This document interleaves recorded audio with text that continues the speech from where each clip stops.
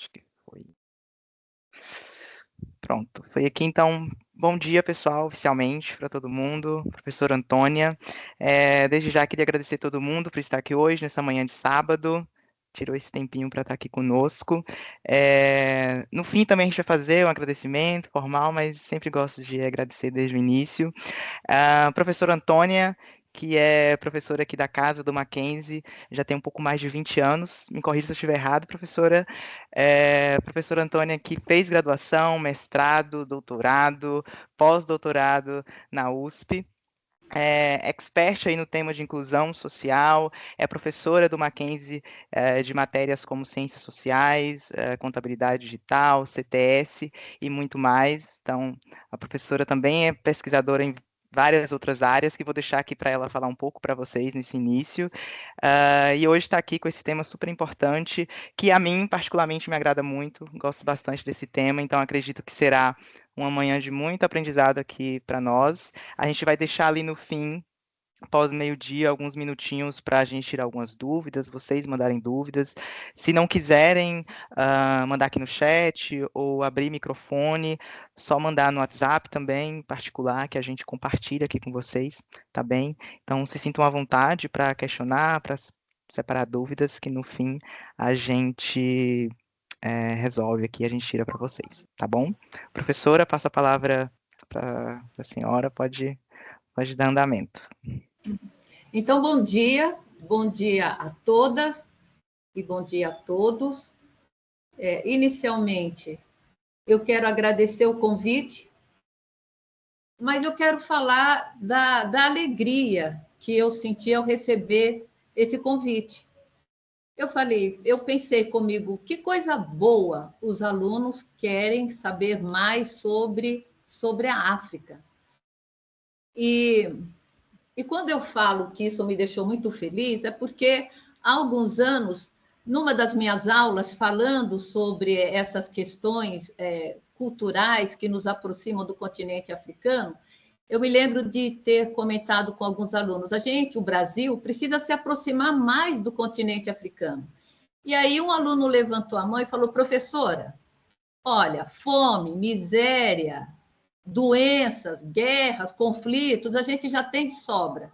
O que a África pode oferecer para a gente, além disso, né? E essa fala do aluno me deixou muito evidente, muito preocupada, também muito triste, mas é uma realidade, não é? A gente sabe que a maneira como nós encaramos o continente africano ainda é uma maneira muito estereotipada, é uma maneira muito reduzida. E qual é o problema? O problema é que o Brasil como diz o professor Kabengele Munanga, não sei se vocês já ouviram falar, mas vale a pena, como está gravado, esses nomes que eu vou citar, depois, se vocês puderem fazer uma busca, os livros do professor Kabengele Munanga são verdadeiras joias, não é? Ele, bom, pelo nome você já observa ali, não é brasileiro, mas ele é um estudioso das relações raciais no Brasil, e ele tem uma frase muito verdadeira que ele diz: o Brasil é um país extraordinariamente africanizado, não é? Extraordinariamente africano. E eu só consegui perceber a dimensão do que o professor Kabengele Munanga disse quando eu visitei alguns países africanos. Eu tive a alegria de visitar alguns países africanos. Na minha época de doutorado, eu recebi uma bolsa de estudo e fiquei uma temporada fazendo pesquisa lá em Portugal.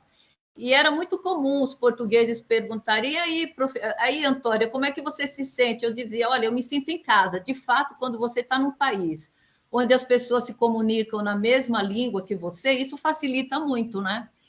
Mas quando eu visitei os países africanos, foi uma experiência muito importante, porque mais do que você se sentir em casa, é você se reconhecer em tudo que as pessoas fazem, desde a alegria, desde aquele riso fácil que faz parte da nossa cultura, não é? E que aí eu percebi vem de lá, essa maneira muito leve de levar a vida, não é? Eu me lembro de ter andado, primeiro que a gente vai cheio de preconceito, né? Quando eu cheguei a primeira vez, acho que o primeiro país que eu conheci foi Moçambique, né? Eu estava preparado para ver assim só coisas tristes e fui recebida só com alegria. Depois visitei a universidade, depois eu falei, puxa vida, né? O quanto que a gente precisa de aprender sobre a África. Como que a gente está distante daquilo que é a verdadeira África, mesmo com todas essas tecnologias, não é? E até para a gente ter consciência de quem nós somos, nós os brasileiros, a gente não pode nunca perder de vista o fato de que o Brasil é um país negro, não é? Eu fico imaginando que alguns brasileiros vivem em negação, não querem aceitar. Mas o fato é que o Brasil é um país de maioria negra, né? Ou preto ou negro. Aqui, preto e negro não faz assim muita diferença, porque eu fui sempre uma pesquisadora, e nessas pesquisas a gente observa os negros se referindo a si mesmo como preto. Então, eu falo tanto preto como negro sem problema. Mas eu gostaria de destacar a importância desse evento, porque é um evento sustentável.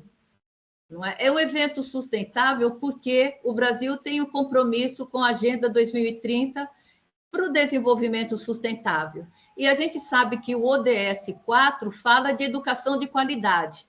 Todos os 190 países que assinaram a Agenda 2030 se comprometeram, não é, em promover uma educação de qualidade. E num país negro como o Brasil, uma educação de qualidade tem que ser antirracista, não é?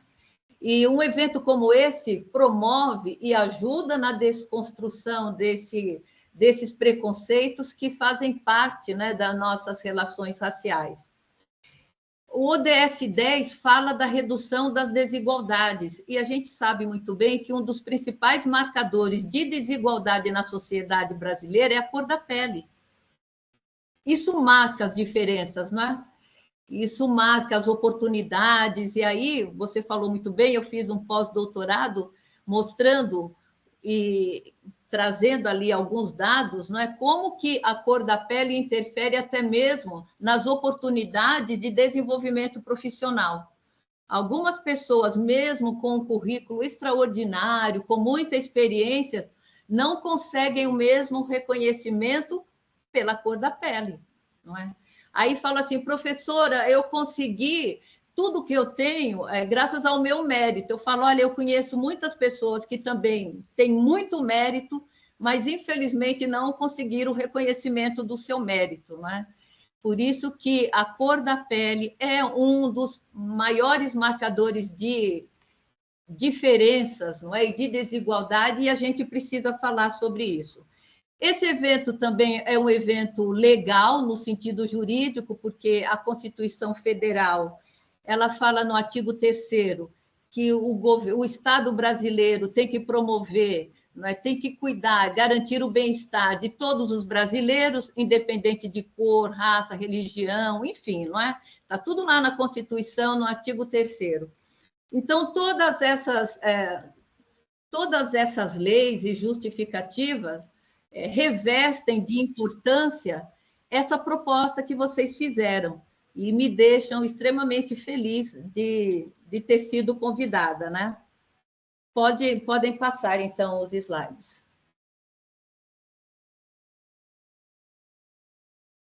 O primeiro slide, está dando para passar? Oi. Isso. Lembrando que a relação entre o Brasil e o continente africano, todos nós sabemos, data do século XVI. Não sei se vocês viram uma notícia dizendo que o Brasil é um dos países mais miscigenados do mundo. Vocês chegaram a ver essa notícia? Todos nós brasileiros trazemos no nosso DNA informações genéticas de grupos indígenas que nem existem mais, mas estão presentes no nosso DNA. Nós trazemos no nosso sangue, no nosso DNA, informações genéticas de grupos africanos que nem existem mais, mas estão presentes aqui nos nossos componentes, no nosso DNA. Então, isso fala um pouco da construção do Brasil. E o que nós temos é que essa primeira relação entre o Brasil e o continente africano foi pautada no tráfico não de escravos, porque não existe um ser humano escravo. Não é? E aí as organizações do movimento negro sempre orientam, as pessoas foram escravizadas. Não é? O gênero humano escravo não existe. Existe o escravizado e o escravizador, e é para pautar essas diferenças que já faz algum tempo, não é? A gente substitui a palavra escravo pela palavra escravizado. Então, o tráfico de seres humanos, o tráfico de africanos escravizados começa no século XVI e, como vocês sabem, chega até o século XIX. E hoje nós sabemos que mais de 50%, alguns dados dizem 56% da população brasileira tem ascendência africana.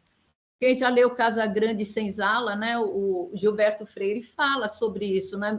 Até mesmo os brasileiros que nascem com a pele clara, pode ter olhos verdes, enfim, se fizer uma busca genética, em algum momento vai descobrir lá na sua árvore genealógica um antepassado negro, um antepassado indígena. Né? E analisando um pouco mais esse componente genético africano vem pela linha materna, o que mostra, não é, um número elevado, não é, de miscigenação que teve como referência as relações escravistas, nos quais a violência sexual era um elemento comum, era um elemento cotidiano, não é? Então, estou falando da violência sexual contra mulheres indígenas e contra mulheres negras, né, que depois vai fazer com que a gente herde no nosso DNA, não é, toda essa herança indígena e africana. E essas afinidades históricas e culturais é que nos aproximam do continente africano. E o Brasil, vocês da área de comércio, precisam observar com atenção o quanto que nós temos de afinidade com os países africanos, mas de maneira particular com os países dos PALOPs. Não sei se vocês já ouviram PALOPs. Uma vez o pessoal falou, o que é isso, professora? Países africanos de língua oficial portuguesa. Língua oficial portuguesa.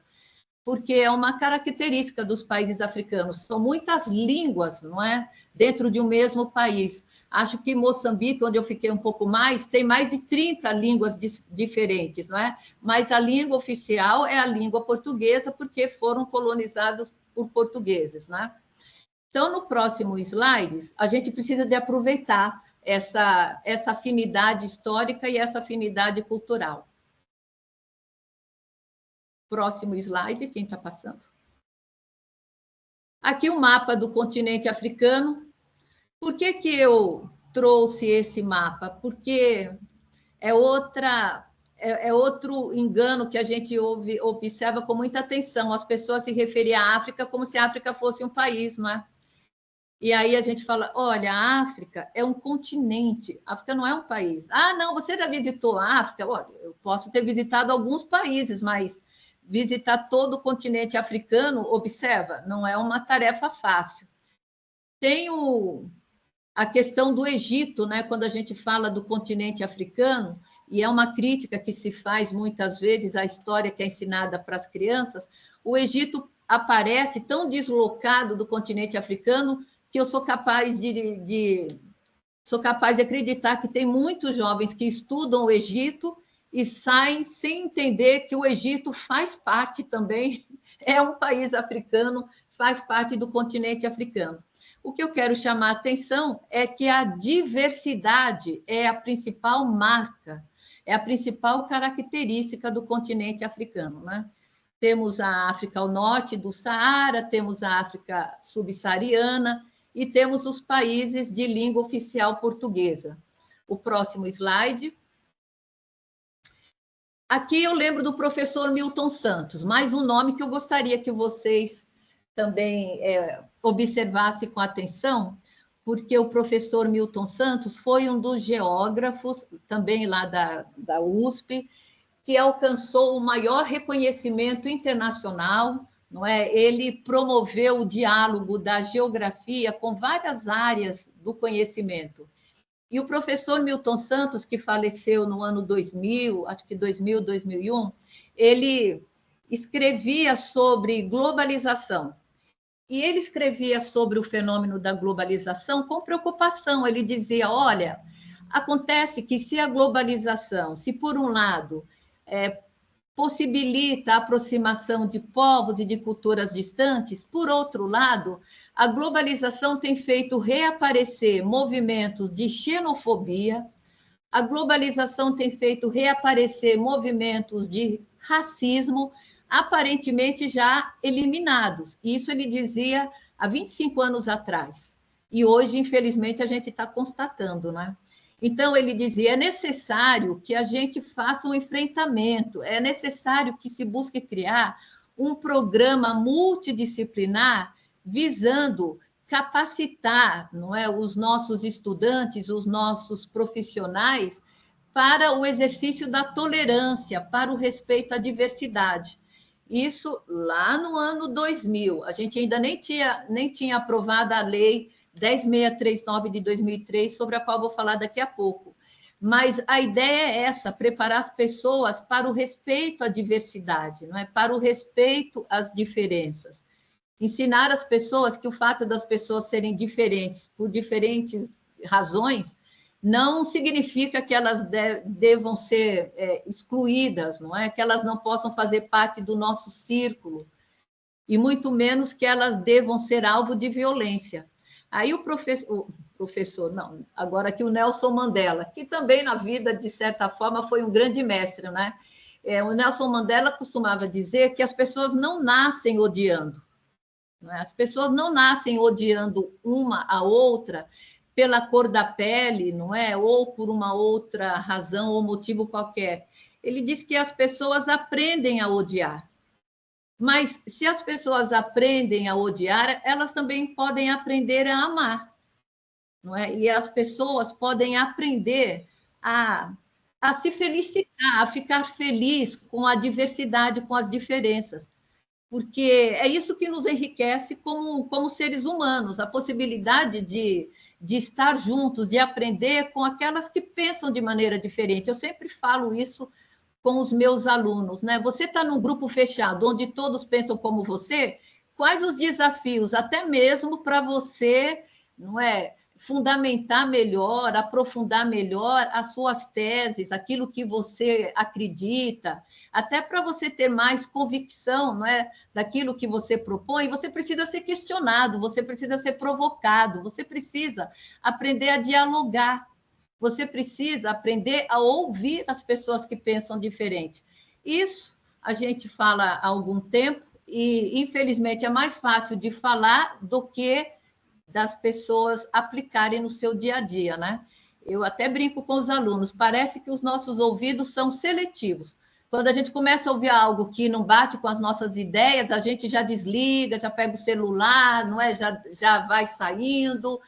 E não é assim, não é? O grande aprendizado está em você ser capaz de defender as suas ideias e defender com argumentos, não é? Sem essas, como é que eu vou dizer, né? Sem essas demonstrações de absoluta falta, né? de conteúdo ou de argumento, que se traduz muitas vezes nesses xingamentos que fazem tão mal, né? Você encontra principalmente nas redes sociais. Eu sempre falo: se você vai debater com as pessoas e não tem nada, não tem argumento, não tem justificativa, a gente é melhor se preparar primeiro do que chegar para esse tipo de debate onde você observa apenas xingamentos, ofensas pessoais. Isso desqualifica, não é disso que a gente fala. A gente pode debater as ideias, mas as pessoas são pessoas, e todas as pessoas devem merecer o nosso respeito, o nosso reconhecimento, não é? Devem ser respeitadas nas suas dignidades. Então, no próximo slide, pode passar, por favor. Aqui eu falo dos meios de comunicação, né? Os meios de comunicação aqui no Brasil, eu falo no Brasil porque eu visitei e morei em alguns países onde tem, inclusive, noticiário especializado em trazer notícias do continente africano. Então, uma vez por semana, 2, 3 vezes por semana, eu vi isso principalmente na França, acho que eu vi na Espanha, acho que na Itália, acho que na época em Portugal. Então, o noticiário semanal dedica ali algumas horas, alguns dias por semana para trazer notícias da África. E eu fico pensando, e aqui o Brasil, que é um país majoritariamente afro-brasileiro, a gente não tem.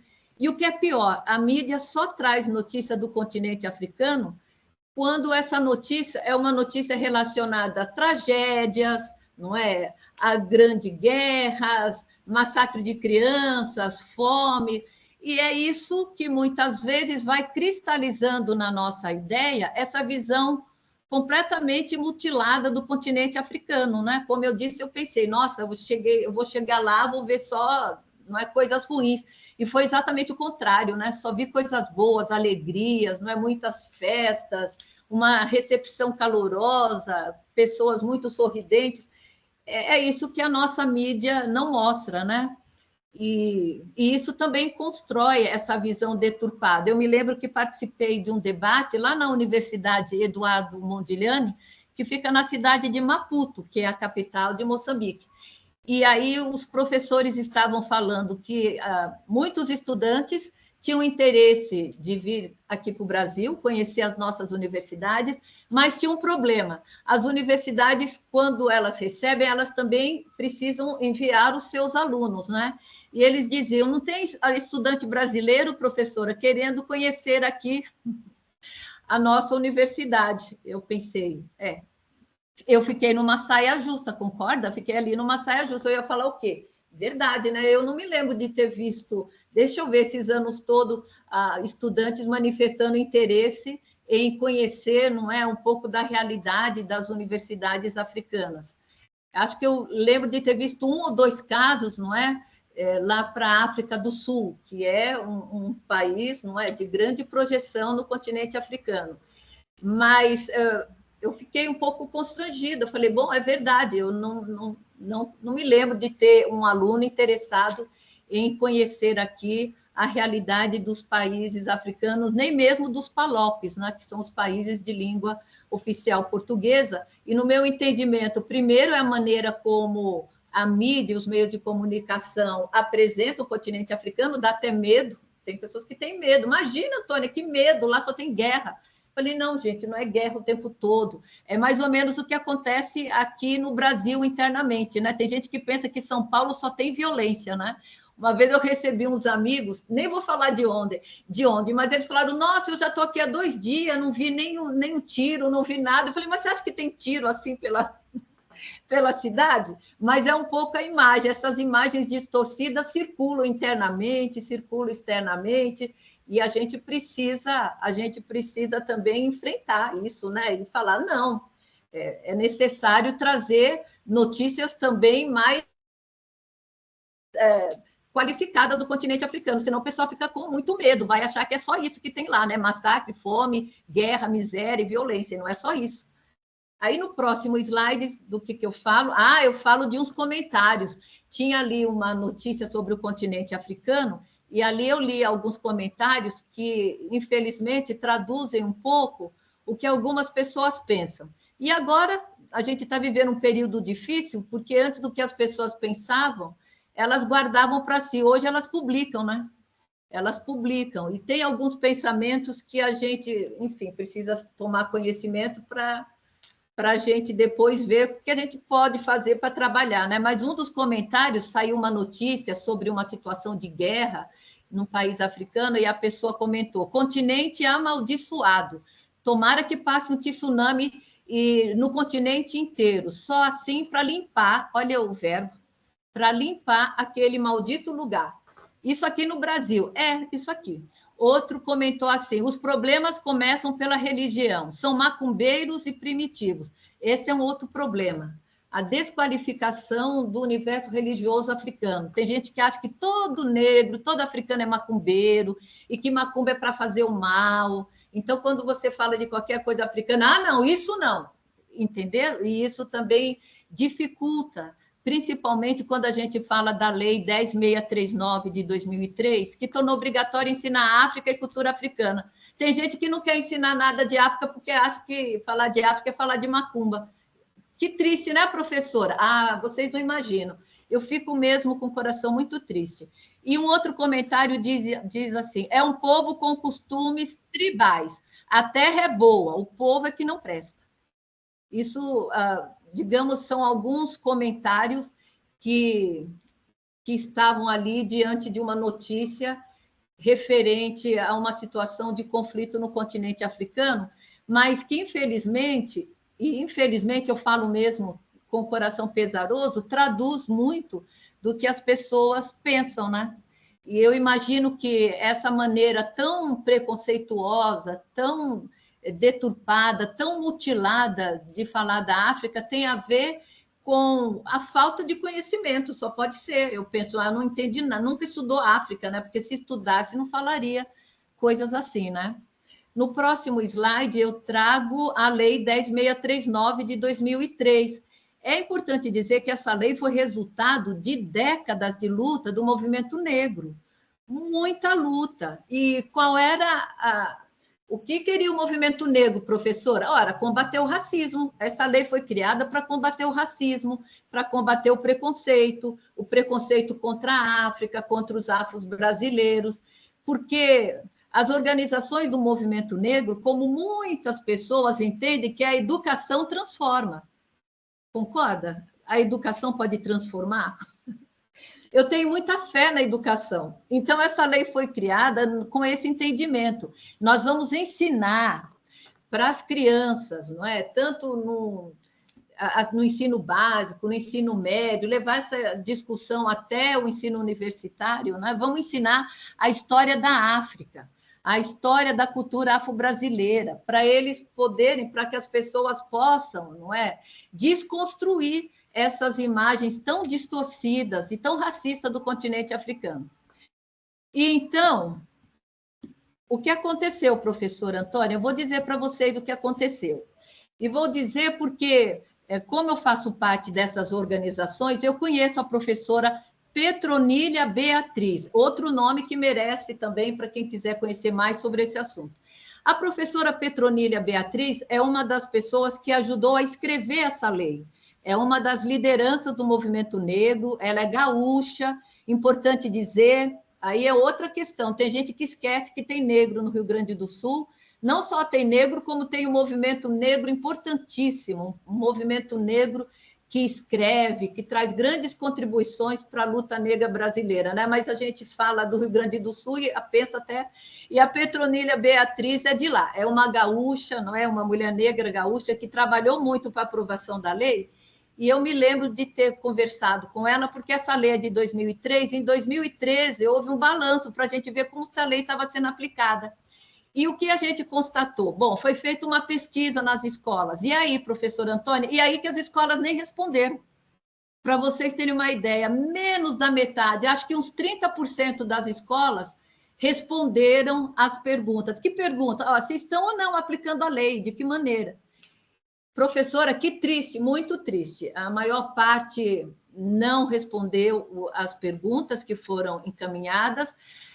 Dessas que responderam, acho que nem 30% estavam fazendo ou estavam implementando mesmo a lei. E o argumento é que os professores não estão qualificados, como é que vai falar de algo que não sabe? Então, eu me lembro que várias organizações negras ofereceram cursos para professores. Eu, inclusive, fui convidada para dar um curso sobre história da África e da cultura afro-brasileira no Sindicato dos Professores, de São Paulo, no Simpro. Eu mandei a proposta, os professores, o sindicato aprovou, eu dei essa aula, mas eu devo dizer que no auditório para 100 professores, o número que eu tive, assim, o dia que eu tive uma frequência maior, acho que não chegou a 20, porque a resistência é muito grande. E o Centro de Estudos Africanos, na USP, também ofereceu cursos para formar os professores, não é? Porque se você não está qualificado para falar sobre o assunto, é muito grave. De repente, você não só não ajuda, como pode até trazer até mais preconceitos, não é? E no Centro de Estudos Africanos também eu dei aula durante alguns anos para preparar os professores para falar sobre essa lei. Mas o que eu quero chamar a atenção é que essa lei tem sido sistematicamente boicotada, sabotada. E tem lei que a gente sabe aqui no Brasil, assim, tem lei que é aplicada, tem lei que não é aplicada. Essa é uma lei que tem sido sistematicamente ignorada. E aí, em 2023, 20 anos da lei, nós fizemos um outro levantamento, eu também fui convidada, e nesse levantamento, o que estava ruim em 2013 piorou em 2023. O número de escolas que responderam ao questionário, acho que de 30 caiu para menos de 20. E desses menos de 20, acho que uns 18% disseram que, de fato, estão fazendo ou tomando providências para aplicar a lei. E aí nós conversamos com a Petronilha. Petronilha, o que a gente sempre pergunta? O que a gente faz, Petronilha? E a Petronilha disse, olha, o que a gente faz? A gente cobra. Não tem como você sair passando de escola em escola e batendo lá e perguntando, vocês estão cumprindo a lei? Vocês estão ensinando história da África com uma bibliografia que é uma bibliografia qualificada? Porque se você não usa uma boa bibliografia, tem uma professora da USP que escreveu até um livro chamado A História da África, África na Sala de Aula. É um livro que tem tudo ali, né? Se o professor implementar aquele livro, já está contribuindo muito para a aplicação da lei. Mas acontece que, infelizmente, em algumas escolas, a gente não tem, dizia a Petronilha, não tem como sair de escola em escola para fiscalizar. E aí a sugestão que ela deu, cabe à própria família, as pessoas mais conscientes, chegar na escola e perguntar, não é? Estão aplicando a lei? Estamos. Então está no planejamento? Quais são as atividades? Porque também uma coisa é falar, outra coisa é você ver mesmo se está sendo implementado. Na minha avaliação, eu andei visitando algumas escolas, a convite, né, da própria escola, uma escola que implementa tem pelo menos uma bibliografia, né, qualificada. Professora, mas por que isso é importante? Eu vou dizer por que é importante. Porque a gente não pode continuar ensinando para a criança que a África era um depósito onde se buscava africano, onde se buscava escravo. Não pode. E isso continua sendo uma realidade. Eu continuo sendo convidada para falar com estudantes, eu pergunto, quem aqui estudou História da África? Quase ninguém. História da cultura afro-brasileira? Quase ninguém. Quem aqui já ouviu falar do quilombo? Eu, professora. Qual quilombo? Dos Palmares. E além do quilombo dos Palmares? Tem gente que não sabe que quilombo existiu, onde existiu escravizados. Aqui em São Paulo tinha quilombo na freguesia do Ó, tinha quilombo na Zona Leste, não é? Onde hoje é Penha, tinha quilombo. Quilombo aqui em São Paulo, tinha quilombo por todo lado. Onde havia escravidão, havia quilombo. E quando a gente fala em quilombo, tem gente que pensa que é só o quilombo dos Palmares, lá na Serra da Barriga. Não, quilombo onde tinha escravizado, houve resistência, houve luta, houve formação de quilombo. É toda essa história que precisa ser ensinada, por isso que essa lei é importante, mas mais do que tudo, essa lei tem que ser cobrada, né? Porque senão as pessoas vão continuar achando que a África era um lugar onde se buscava os escravos, não é nem escravizado, eram os escravos, que é assim que está ainda, que está presente em alguns manuais.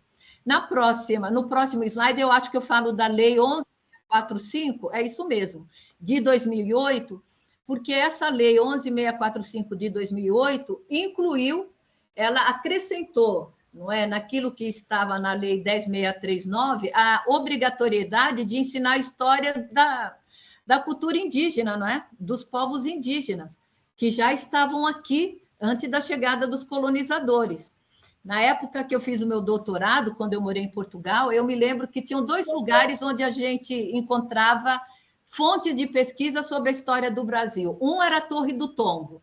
E aí, com o nome Torre do Tombo, eu achava até que era um castelo medieval, mas não é nada, era um prédio super moderno. E o outro lugar é o Arquivo Histórico Tramarino. Todos os documentos da história do Brasil no período antigo estão lá. Mas quando a gente entra, a primeira coisa que a gente vê no fundo da parede, um mapa bem grande do Brasil não, o Mapa Mundi, e no Mapa Mundi tem toda a costa do Brasil. Qual é a questão, professora? É que esse mapa é de 1492 ou 93. Então, o que você está dizendo, o que eu estou dizendo é que lá em Portugal eles já sabem, isso já é, não é algo que está presente em todas as bibliografias, que o Brasil não foi descoberto, que já sabiam da descoberta, já sabiam do Brasil, e só não oficializaram, por quê, Pro? Porque esperaram, quem estudou história, a bula inter cetera, que Portugal e Espanha eram as grandes potências, essa bula inter cetera dividiu o mundo entre Portugal e Espanha. Quando Portugal teve a garantia de que ia ter uma parte do Brasil, aí sim tornou oficial. Mas já sabiam da existência do Brasil muito antes de 1500. E, incrivelmente, ainda tem livros de história que trazem, não é, essa versão, que nem lá em Portugal eles usam mais, de dizer que o Brasil está descoberto, para a gente observar o descompasso, né, entre aquilo que a gente tem e aquilo que muitas vezes é ensinado na escola, o que é muito triste, né? E eu chamo a atenção também para o continente africano, uma outra página importante para a gente conhecer o que é a África hoje é entender a Conferência de Berlim. Quem estudou história geral, história ou estudou no cursinho, sabe que a Conferência de Berlim, no século XIX, foi um encontro em que as grandes potências europeias pegaram o continente africano como se fosse um bolo e repartiu entre eles. Foi isso que fizeram. Isso foi a Conferência de Berlim, não é? Em 1885. Eles partiram o continente, repartiram o continente africano conforme o potencial, não é? E a expressão das grandes potências europeias. Isso na segunda metade do século XIX. Continuando.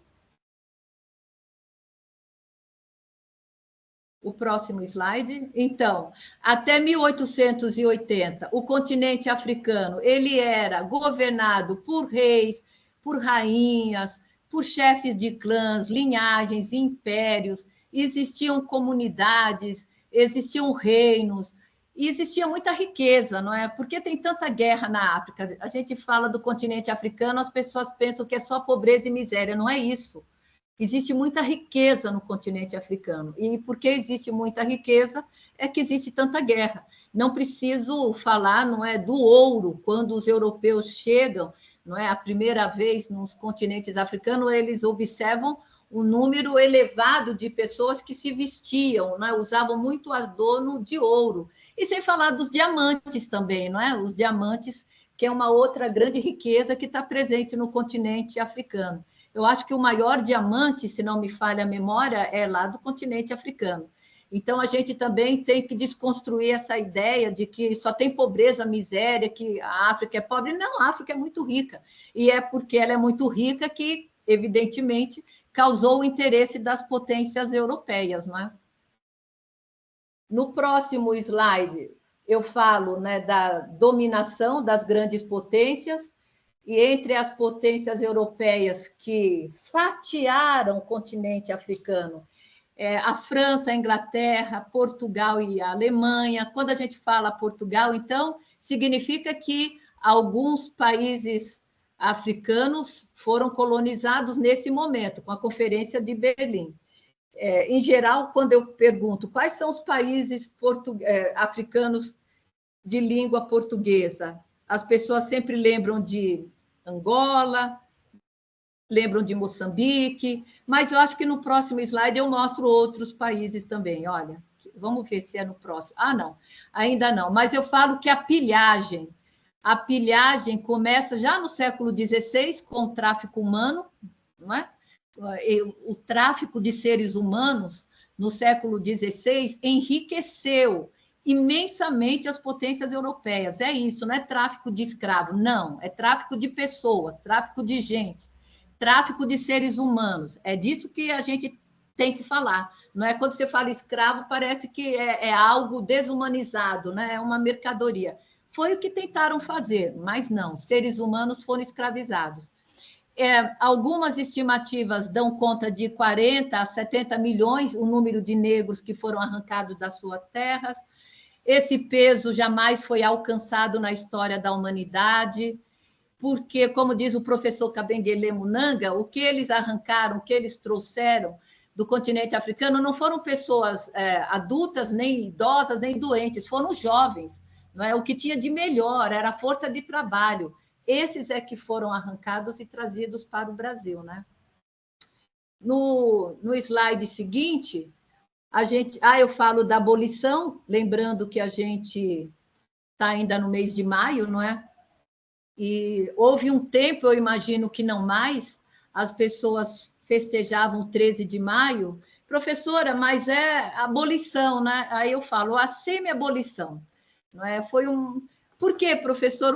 Porque as pessoas são livres quando elas têm direito de viver com um mínimo de dignidade, não é? A Lei Áurea, vocês devem ter estudado, é uma lei muito curta, só tem 2 artigos. É extinta a escravidão no Brasil, revogam-se as disposições em contrário. Você decorou, Pro? Decorei, só tem esses 2 artigos, não tem mais nada. Dá para decorar. E qual é o problema? O problema foi o 14 de maio. O que aconteceu? Deu fome, as pessoas precisavam de comer, porque as pessoas, os seres humanos, têm que se alimentar. Aí deram conta de que a Lei Áurea, tal qual foi aprovada, não garantiu as condições mínimas para a sobrevivência. O que os negros precisavam?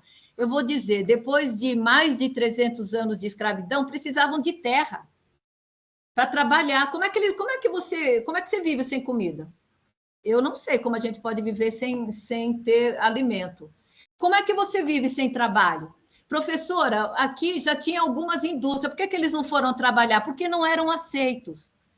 As pessoas se recusavam a pagar salário para preto, porque eles entendiam que preto trabalha em troca de comida. Era assim que eles entendiam. Imagina, eu vou pagar salário. Nada, se tem comida, né, a gente pode pagar um prato de comida, salário não. Eles recusavam a pagar salário para preto, porque achava que preto tinha que trabalhar em troca de comida. E as crianças, professora? E as crianças? Vocês acham que as crianças recém-saídas das senzalas foram aceitas para estudar nas escolas? Nem pensar. Porque o sistema de ensino aqui sempre foi feito para a elite, vocês sabem muito bem. Quem conhece os grupos escolares, os primeiros grupos escolares, é só ver aqui no centro de São Paulo, né? Os grupos escolares, alguns, principalmente no interior, não é, onde vivia a elite cafeeira, eram grupos com uma arquitetura tão sofisticada que as escadas eram feitas com mármores que vinham da Itália, para vocês terem uma ideia. Vocês acham que filho de escravizado ia frequentar a escola? Não, as crianças eram proibidas. Professora, mas acontece que os pretos não tinham dinheiro. Tinha sim, porque no final da escravidão a gente tinha os escravizados de ganho, que eram aqueles que trabalhavam e no final de semana tinham que pagar um valor para o dono, né, para o seu dono. Acontece que aquilo que ele conseguia mais, ele guardava. Significa que no final da escravidão tinha alguns negros escravizados, agora já libertos, que tinham dinheiro guardado e queriam colocar os filhos na escola e não puderam, porque as escolas se recusavam a aceitar crianças recém-saídas das senzalas, crianças negras, né? Ainda hoje, essa questão da reparação está colocada, porque, como eu disse, a questão da sobrevivência expulsou os negros para a margem da sociedade brasileira e é uma situação de marginalidade que chegou aos dias atuais. É só a gente sair em qualquer lugar. Eu moro aqui no centro, você observa quem são os sem-teto, morador de rua, e vai ver que 80%, 90% são descendentes, né, desse passado que, como a gente costuma dizer, esse passado que não passa, esse passado que continua pesando aqui nas nossas costas o tempo todo, o passado não passa. Você anda nas ruas, são ali os descendentes de escravizados que estão, não é, à margem da sociedade. E os quilombolas, lembrando da importância da resistência negra, dos territórios que foram ocupados pelos quilombolas. Existe uma lei, que é o artigo 68, que garante as terras, não é, os títulos de terra para os quilombolas, mas também é um processo que tem sido um processo bastante vagaroso, muito difícil, né, de ser alcançado. Existem várias comunidades quilombolas Brasil afora que ainda lutam para ter, não é, o título das suas terras. No próximo slide, eu falo do passado e do presente. É isso mesmo, o passado não passa.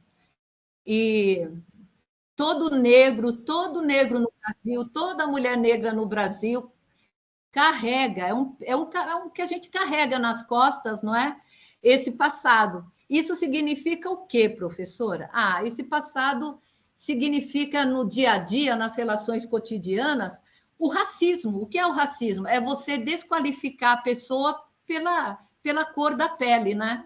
Professora, a raça não existe biologicamente. Ok, concordo, não existe, mas não é disso que eu falo. Eu falo de cor de pele. Estou falando que as pessoas são discriminadas pela cor da pele. Se você tem mais melanina, tem a pele negra, você vai ser tratada como uma pessoa negra. Eu costumo dizer que em qualquer lugar que eu chego, a minha cor chega primeiro, né? Então, eu sou uma negra. Isso significa o quê, Pro? Ah, isso significa uma luta cotidiana, porque o racismo ele permeia as relações sociais. Algumas vezes as pessoas perguntam em que momento você sofreu racismo. Eu falei, mas não é momento, ele é onipresente, ele está ali, ó, o tempo todo, né? Mas eu posso dar exemplo. Eu fui dar uma palestra não faz tanto tempo, e aí me disseram, professora, tem estacionamento para professor. Eu fui entrar com o carro, na hora que eu entrei, o rapaz baixou a cancela, quase que bateu no meu carro, eu levei o maior susto. Aí veio o rapaz correndo, olhou bem para mim, aí vocês já devem estar pensando, professora, já sei, perguntou se estava tudo bem, porque ele baixou a cancela quando você estava entrando e você levou um susto. Era o que eu esperava, né? Que ele perguntasse se eu estava bem, se eu tinha me assustado. Mas não foi a pergunta que ele fez. Qual foi? Ele olhou bem para os meus olhos e falou, a senhora sabe ler? Agora, observa, eu sou uma professora, como vocês disseram, pós-doutora. Entendeu?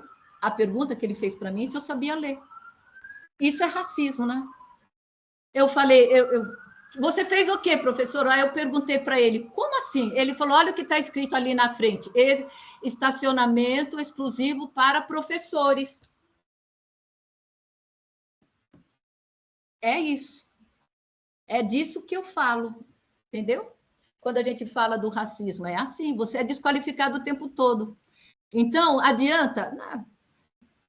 Adianta, a gente luta, mas essas mulheres que eu entrevistei no meu pós-doutorado, todas elas fizeram graduações em ótimas universidades, fizeram pós-graduação, algumas conseguiram entrar em grandes empresas por conta das políticas afirmativas, mas não basta política afirmativa se você não prepara a cultura da empresa para receber essas pessoas, porque aí elas vão ser mal recebidas, vão ser recebidas como, ó, tá vendo? Só está aqui pelas cotas, não merecem estar aqui. Então, todas elas, nas entrevistas, reclamaram do preconceito com o qual foram recebidas nas empresas.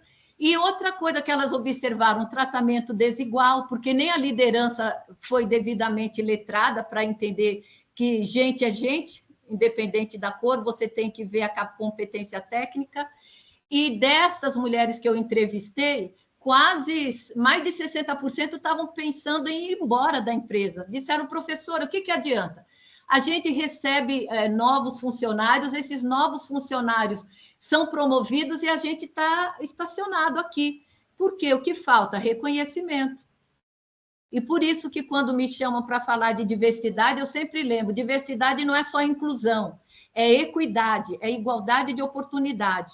Para a gente saber se a empresa tem compromisso com a diversidade, você tem que observar se os representantes desses grupos estão em toda a estrutura da empresa, se não ficam só ali nos cargos iniciantes, né? Eles têm oportunidade de desenvolver carreira?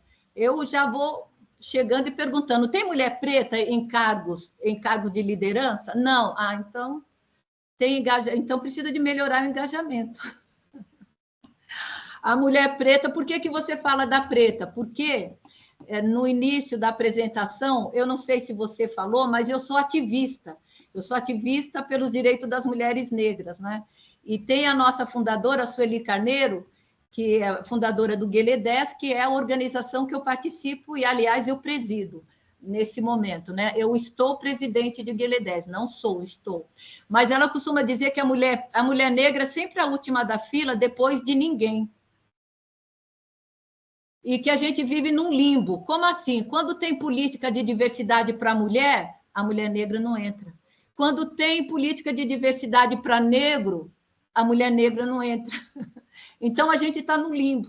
Por isso que eu falo, o termômetro para a gente perceber o engajamento e o compromisso com a diversidade está em observar onde as mulheres negras conseguem chegar. Por que você fala tanto das mulheres negras? Mais um dado que muita gente também não sabe ou muitas vezes não dá devida atenção. É o segmento mais populoso do Brasil.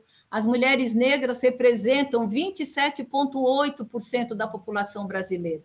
Mais de um quarto dos brasileiros, né, são mulheres negras. E aí a gente tem que observar o lugar que a gente ocupa.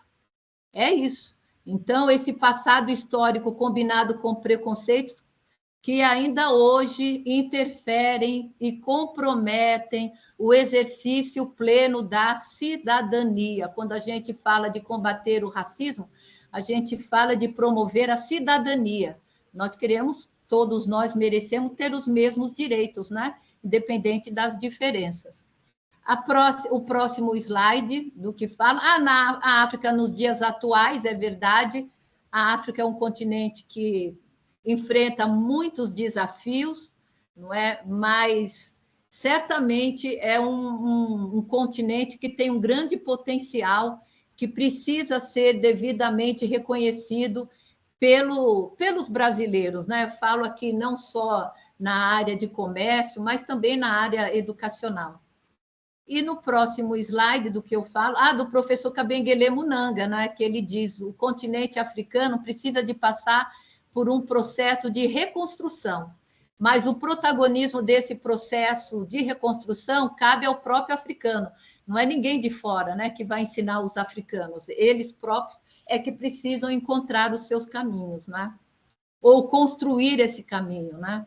Professor Kabengele, olha o nome dele, aí eu falo Kabengele, mas se escreve Kabengele, importante. A bibliografia dele é maravilhosa para quem quer entender mais das relações raciais no Brasil. E o próximo slide. Dos países, né, de língua portuguesa. Angola, Moçambique, Cabo Verde, Guiné-Bissau, São Tomé e Príncipe. Quando eu falo São Tomé e Príncipe, em geral, é o mais esquecido. Nossa, Pro, nem sabia que tinha um lugar. Pois é, tem. São Tomé e Príncipe falam a língua de Camões como a gente, não é? Mas é importante dizer que todos esses países são resultado dessa fronteira construída artificialmente na Conferência de Berlim, na segunda metade do século XIX. Quer dizer o quê, Pro? Que quando você visita Angola, Moçambique ou Cabo Verde, você vai perceber que eles têm mais sentimento em relação às suas identidade étnica do que ao país. Então, Moçambique, eles são menos moçambicanos e mais a identidade étnica da qual fazem parte. Por quê? Porque essas fronteiras artificiais criadas para atender os interesses das potências europeias não respeitou a diversidade cultural que existia no continente africano. Como assim? Colocou numa mesma fronteira, vou falar de Moçambique, que é onde eu passei mais tempo, colocou dentro da fronteira de Moçambique grupos étnicos que não tinham nada a ver um com o outro. Vocês entenderam? Grupos que alguns são grupos historicamente, culturalmente opostos, conflituosos, e estão dentro da mesma fronteira criada pelos europeus, chamado Moçambique. E por isso que eles não se identificam tanto quanto... no nosso caso, Brasil, né? Nós todos somos brasileiros. Lá, eles vão se identificar primeiramente com seu grupo étnico, porque essa fronteira foi criada pelos europeus, é uma fronteira artificial, né? Criada artificialmente. Moçambique, o norte de Moçambique, não tem nada a ver com o sul de Moçambique. As línguas que falam nessa fronteira chamada Moçambique são mais de 30. São mais de 30 etnias, não é? Como eu disse, a marca do continente africano é a diversidade, é a riqueza cultural, a riqueza linguística. Essa é a marca principal do continente africano, né? E imagino que eu já estou encerrando o próximo do que eu falo. Dos parceiros, né? Os principais parceiros que nós temos no continente africano, Angola e Moçambique. Se aí a professora Zilda pode me corrigir, não é que ela é especialista, parceiros comerciais.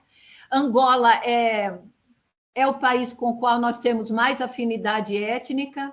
Tem um historiador que escreveu um livro chamado Em Costas Negras. Em Costas Negras.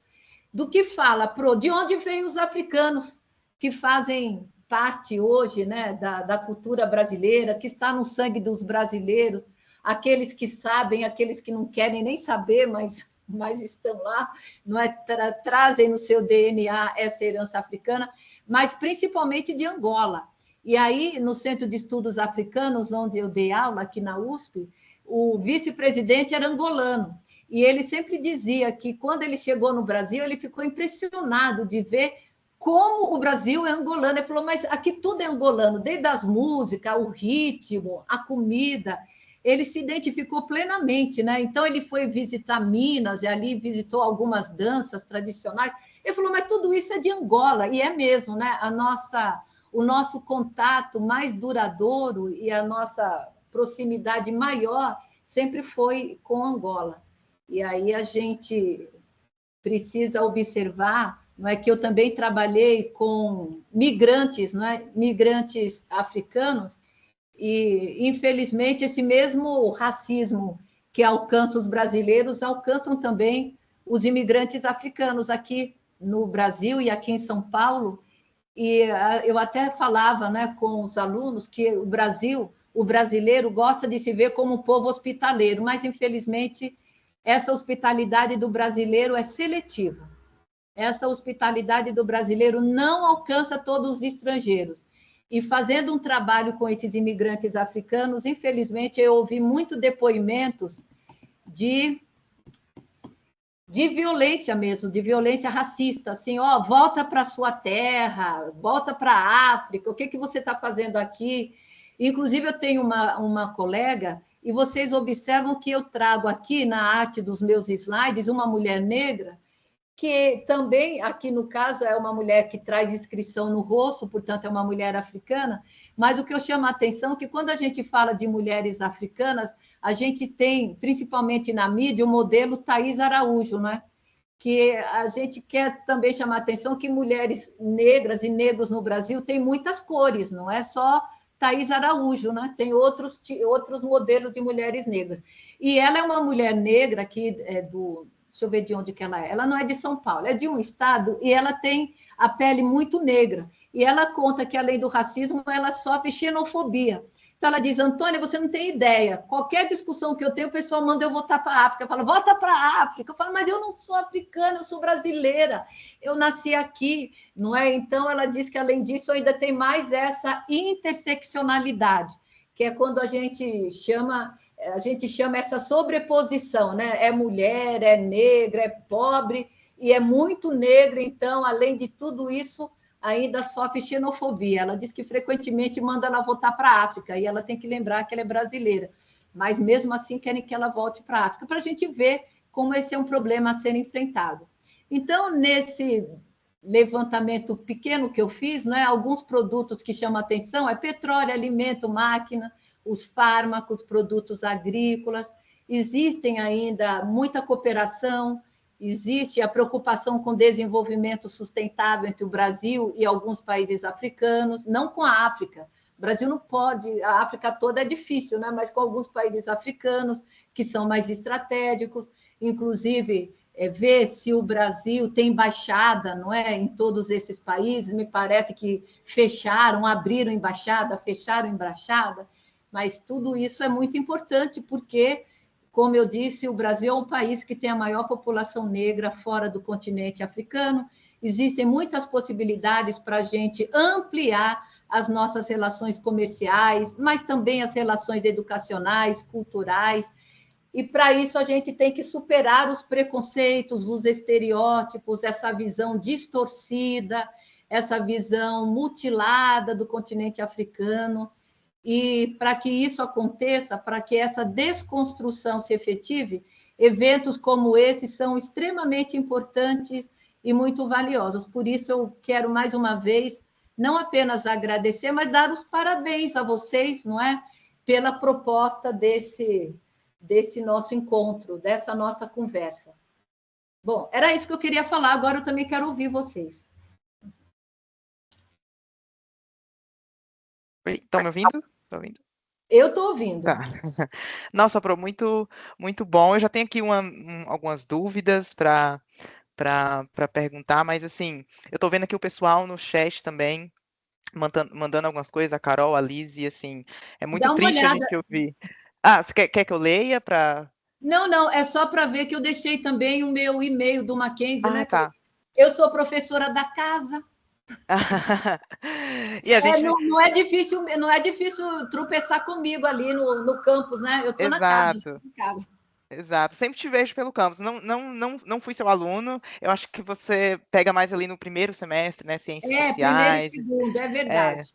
mas aí acho que a gente não se encontrou. Talvez alguém aqui tenha sido seu Alô, aluno, é verdade. mas muito bom. A gente, assim, gostei muito. Eu já ouvi muita coisa, assim. Eu sou uma pessoa que gosta muito da África e às vezes eu falo, eu quero ir conhecer tal país e as pessoas reagem muito estranhamente. Nossa, você vai fazer o que lá? Por que você não vai para a Europa? Por que você não vai para Canadá, Estados Unidos? E eu tenho muito essa curiosidade de conhecer mesmo. E eu ouço e vejo muitas pessoas falando da conexão que sente na África, né? Quando você vai lá e conhece a cultura e vê que é totalmente diferente do que a gente vê na mídia, né? Então, eu cresci vendo guerras na África e fome e miséria, e é difícil a gente ver coisas boas, né? No jornal e rede social, o que aparece pra gente é só o pior de tudo, né? É verdade. E assim, para mim, eu acho que o ponto inicial de tudo isso é a educação, né? E eu sinto, assim, para ser bem direto, eu sinto um pouco dessa falta na universidade também. Eu acho que a gente poderia ter mais coisas assim no Mackenzie, a gente está aqui inserido no universo Mackenzie, eu acho que seria muito interessante a gente ter um pouco mais essa visão, encontros como esses, né, com você aqui, para abrir mais nossa mente, a mente dos alunos e trazer mais a África para o nosso cotidiano. Então, eu acho que isso, eu particularmente, Gabriel, sinto um pouco de falta. Eu acho que talvez uma ação maior ali faria diferença, mas é uma construção histórica também, né, do que você trouxe de lei, de ensino Exato. básico. Então, é um pouco difícil a gente também falar de tudo isso, porque é um problema um pouco estrutural. Então, não é da noite para o dia que a gente corrigiria isso, né? Exatamente. Eu acho. Mas só dizer que iniciativas como essa são importantíssimas, porque já vai chamando atenção, vai despertando interesse, não é? Como você disse, é um processo, né? As pessoas vão tomando conhecimento e vão falando: olha, eu preciso conhecer mais, eu gostaria de saber mais sobre isso. E aí, digamos assim, que o protagonismo também é sempre valioso, né? A pessoa ter a iniciativa, né? De ir atrás e de buscar, tudo isso é importante. Exatamente. E aqui para o nosso curso de Comex, eu acho que é uma porta muito legal, né? Assim, eu acho que o comércio exterior, ele é uma porta para a gente trazer esse conteúdo, para a gente falar, porque a gente também está falando de trocas comerciais, e trocas comerciais, comércio exterior não se resume apenas a compra e venda, importação e exportação, envolve cultura, envolve tudo isso que a gente trouxe aqui. Não tem como a gente fazer um comércio exterior efetivo se a gente não conhece a cultura, se a gente não entende quem está do outro lado. Então, eu acho que é uma porta muito legal para nós, alunos de comércio exterior, termos essa visão, essa análise de querer entender mais do continente africano. E aí surge assim uma dúvida: quando que você ali pensou assim, a virada de chave assim de eu quero estudar o continente africano, eu quero ter uma carreira, é disso que eu quero trazer para os alunos, essa linha que eu quero seguir. Eu queria entender mais ou menos em que momento assim teve essa virada de chave. Eu não sei se foi uma virada de chave ou, enfim, eu queria entender um pouco mais essa trajetória lá no início. Essa trajetória lá no início começa quando eu era estudante. E eu me Uhum. lembro do constrangimento que eu sentia quando a professora começava a falar da história da escravidão. E aí o que ela ensinava era essa história tradicional, não é? Os escravos e que chegavam, e aí ela mostrava a cena dos escravos apanhando. Tem algumas cenas que até hoje estão presentes nos livros didáticos, não é? Mas é sempre o escravo não era nem escravizado, né? A professora falava, olha... E ali tinha uma outra questão, negro e escravo eram sinônimos, era como se negro e escravo fosse a mesma coisa, né? E isso tinha um impacto, né? Já trazia um impacto. Eu me lembro que a gente, criança, já tinha bullying também, né? O pessoal, quando queria ofender um garoto negro, falava: olha, a culpa é da princesa Isabel, para que ela foi libertar os escravos? Tinham esse tipo de violência racial, que hoje se agravou por conta das redes sociais. Mas para dizer que eu ficava muito incomodada e me sentia muito mal, me sentia muito constrangida, porque era o escravo apanhando, era o escravo levando chicotada, era o escravo sendo humilhado, e aquilo me deixava muito inconformada. Eu pensava, mas não é possível que as pessoas vão apanhar e vão aceitar ser chicoteados. Não, tem mais coisa que a gente precisa conhecer, né? E então, na época da minha primeira graduação eu fiz pedagogia, depois eu também fiz uma outra graduação em cultura brasileira, não é? E ali, ao estudar a cultura brasileira, surge o meu interesse, já tinha, né, um interesse por conhecer mais a cultura negra. E foi aí que eu começo a me aprofundar, na esperança de que chegasse na escola um ensino de história diferente daquele que eu tive. Por isso que eu fico tão triste quando eu vejo que muitas daquelas histórias, não é, deturpada, que eu aprendi, continua sendo ensinada até hoje. Por isso que eu fico tão inconformada com o fato de que a lei ainda não é aplicada, de que os manuais continuam trazendo uma história onde o negro é sempre alvo da violência, onde as páginas relacionadas aos quilombos, à luta, à resistência, quase não aparecem, a não ser no mês de novembro. Ou que toda a história da rica cultura africana não chega nos livros de história. A lei foi criada também com esse objetivo, para ensinar para as crianças que a África não é continente dos escravos. A África é um continente onde floresceu culturas maravilhosas, culturas riquíssimas. A África é o lugar onde floresceu a cultura egípcia. Tem alunos que saem da escola que não faz ideia que o Egito está no continente africano. Então, foi para que isso não voltasse a acontecer, eu diria assim, é que eu me dediquei tantos anos a falar e a estudar a cultura negra no Brasil. E depois eu fiz, como eu disse, né, eu fiz um curso de pedagogia e trabalhei muito tempo na área de formação de professores. Por isso também que quando eu me formei professora, também fiz essa ponte.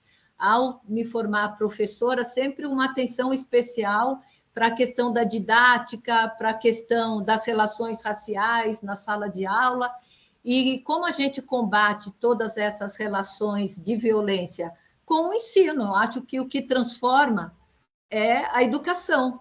O que vai ajudar a desconstruir o racismo? A educação. Por isso que a gente precisa de ter professores devidamente preparados, letrados, qualificados e sensibilizados para tratar dessa história que, infelizmente, volto a dizer, até hoje continua sendo apresentada, mas de uma maneira muito distorcida, muito preconceituosa. Nem todos estudam a África antes da chegada dos europeus. Parece que só o europeu é que deu sentido ao continente africano, e não é verdade. Já existia a África, não é? Já existia a cultura africana antes do europeu. Mas sabe o que é mais triste ainda?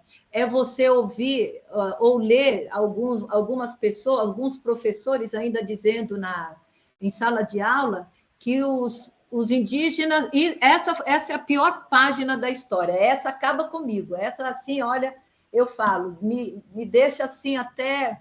Vai direto, não nem para o coração, vai direto para o fígado. Quando eles dizem, e aí uma sobrinha minha falou, professora, tia, a professora disse que os africanos já tinham um escravo lá na África, por isso que eles estavam acostumados com a escravidão. E aí, então, é evidente, eu fui até a escola conversar com a professora, conversar com o coordenador, mas para dizer que isso é gravíssimo. Tem muitas escolas que insistem em dizer que que os africanos se submeteram à escravidão porque já existia escravidão na África. Não é verdade. Não é verdade, porque o que caracteriza a escravidão, não é tal qual aconteceu aqui no Brasil, é o tráfico de seres humanos, e o tráfico de seres humanos nunca existiu no continente africano. Foi introduzido pelos europeus. Ali era o tráfico de seres humanos para ganhar dinheiro. O que tinha no continente africano era trabalho forçado, como existiu na antiguidade grega, como existiu em Roma, mas nem por isso os gregos foram definidos pela escravidão, e muito menos Roma, né, foi definida como o lugar da escravidão. Não, havia, sim, trabalho forçado, mas essas pessoas que eram obrigadas ao trabalho forçado, principalmente por dívidas, tinham o status de seres humanos, podiam, inclusive, casar com pessoas, completamente diferente com aquilo que a gente teve no Brasil. Não tem absolutamente nada a ver, mas nada a ver.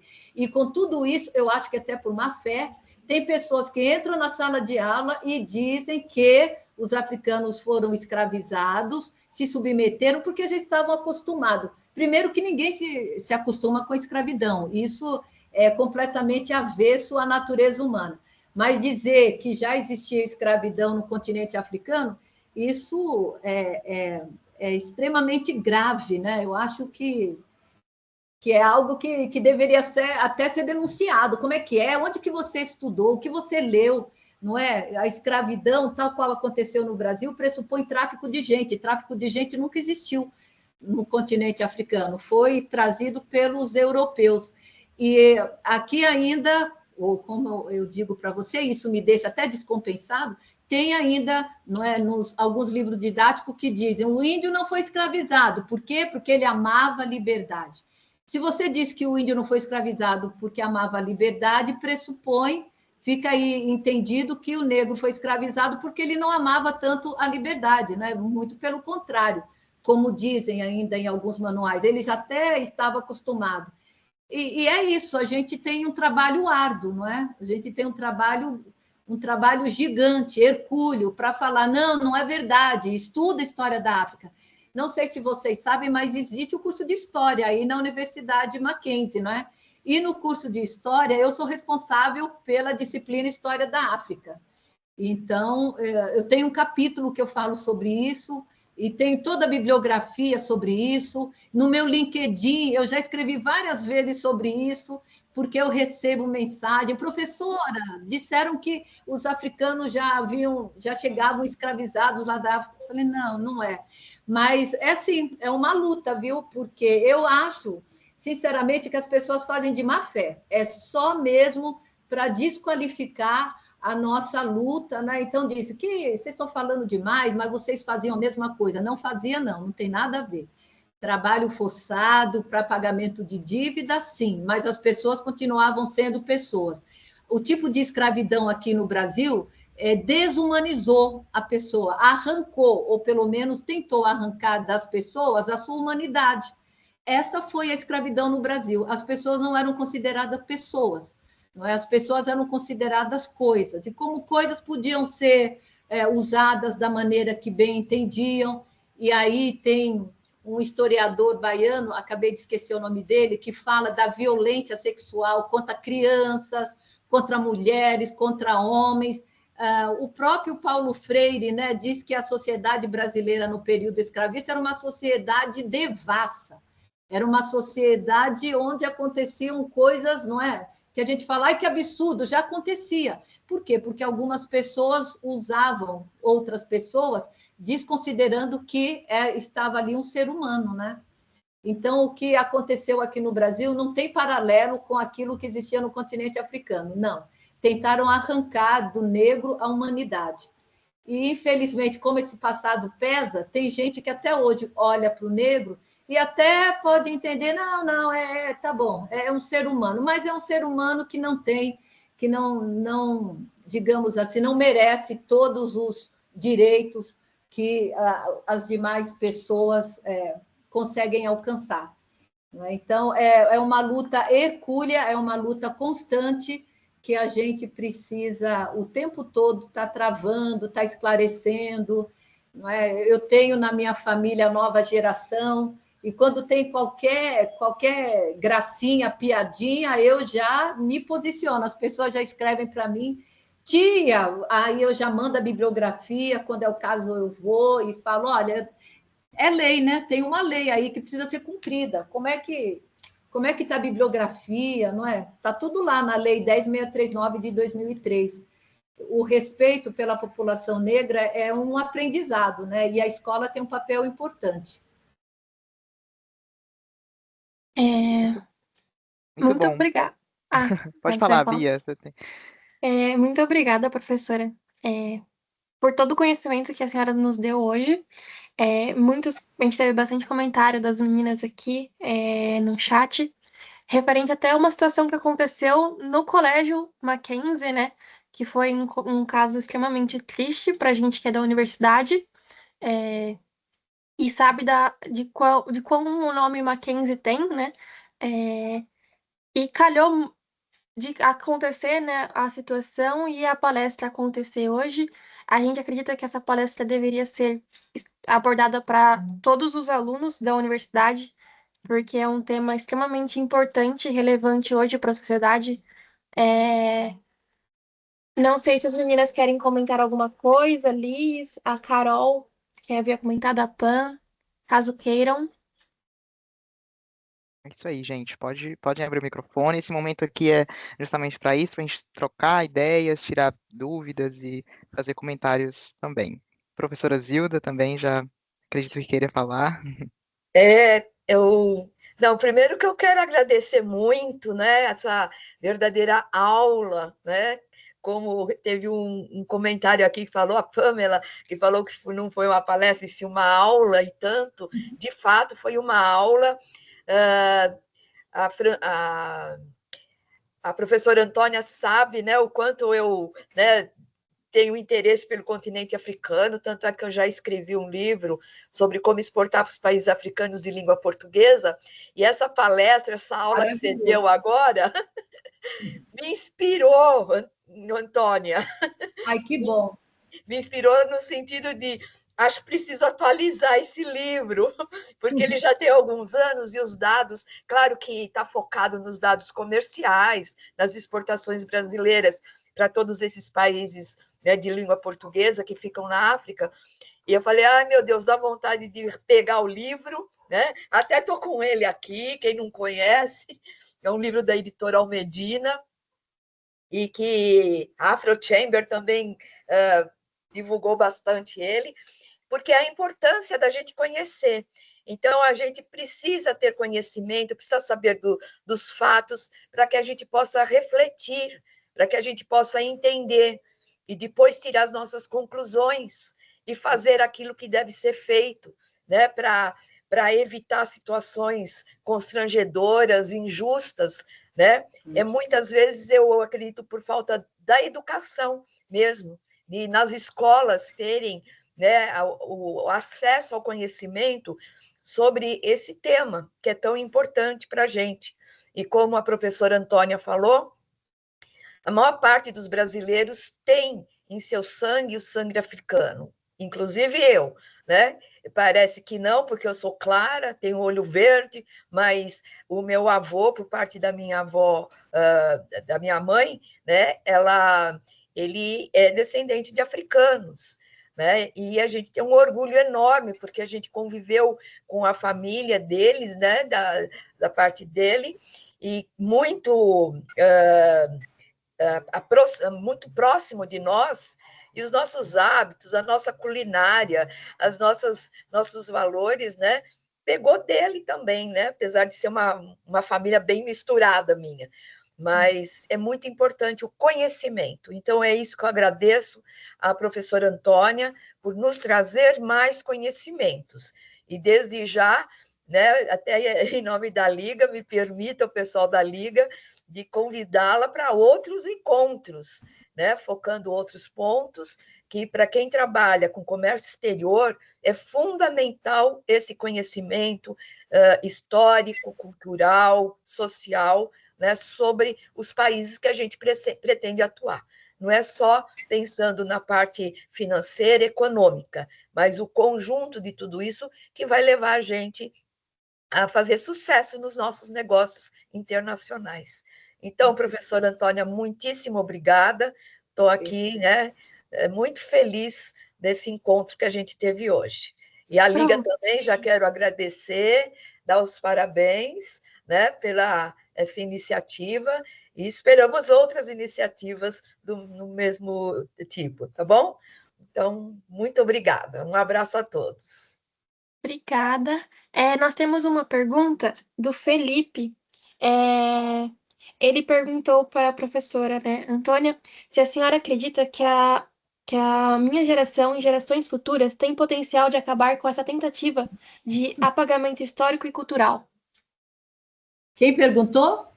Felipe Gonçalves. Ah, Felipe Gonçalves, com certeza, Felipe Gonçalves. Só o fato de você ter feito a pergunta já aquece o meu coração, viu? Deixa meu coração cheio de alegria, com certeza. Eu tenho muita fé, tenho muita esperança, é um legado, né? A gente sabe que é um processo, mas cada um dando a sua contribuição, as coisas vão mudando, né? É nisso que eu acredito. E só o fato de ter elaborado a pergunta dessa maneira já mostra aí uma má intenção de que a gente possa construir uma sociedade onde todas as pessoas sejam devidamente valorizadas, não é, e reconhecidas, independente das diferenças, não é? As diferenças é que enriquece. A diversidade é uma das principais riquezas da sociedade brasileira, da cultura brasileira, e a gente tem que fazer bom uso dessa diversidade. Bom, para finalizar, acredito eu que não tenho mais perguntas, o pessoal não mandou. Gostaria de agradecer, professora Antônia, agradecer a participação, aceitado o nosso convite, para a gente é extremamente importante essa conexão. Ficamos abertos também para eventos futuros, conversas, bate-papos E e eu outras atividades. quero mais uma vez dar o parabéns a vocês pela iniciativa, pela organização. Professora Zilda é muito modesta, mas ela escreveu um livro que é uma referência, um livro importantíssimo, não é? A Afro Chamber fez uma grande divulgação do livro, que é um livro muitíssimo importante. É claro, os dados mudam mesmo, porque uma sociedade como a nossa, sempre, né, a gente observa as mudanças acontecendo. Mas podem sempre contar comigo, viu? Podem contar comigo, eu estou sempre à disposição de vocês. Como eu disse, eu sou da casa, não é? Então, estou sempre por aí. Tem aqui o meu contato, se vocês também ficaram com alguma questão e não deu tempo de perguntar agora, podem escrever para mim, a gente continua conversando. Tá bom?